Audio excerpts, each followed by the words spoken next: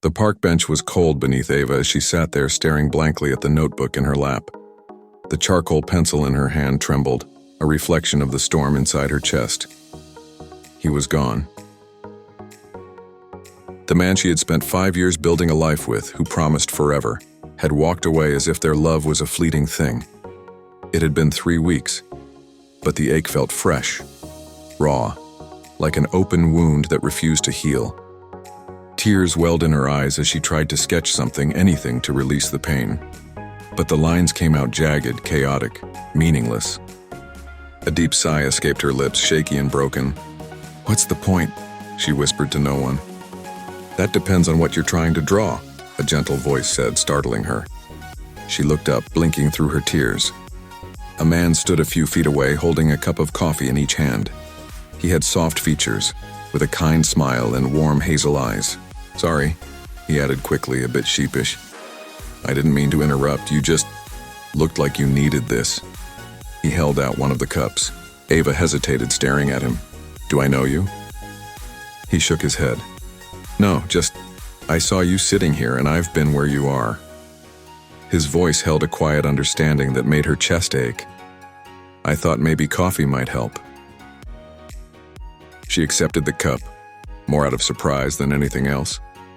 "Thanks," she murmured, her voice barely audible. He nodded and gestured to the other end of the bench. "Mind if I sit?" Ava shrugged, and he took a seat, leaving a respectful distance between them.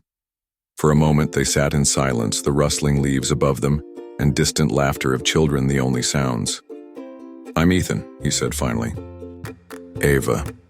He smiled again, and something about it eased a tiny bit of the tension in her chest.